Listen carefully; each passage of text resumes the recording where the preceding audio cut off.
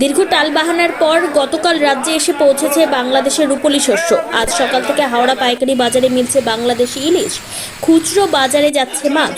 800 থেকে 1 কেজি ওজনের মাছ 1450 থেকে 1600 টাকা দরে বিক্রি হচ্ছে পাইকারি বাজারে।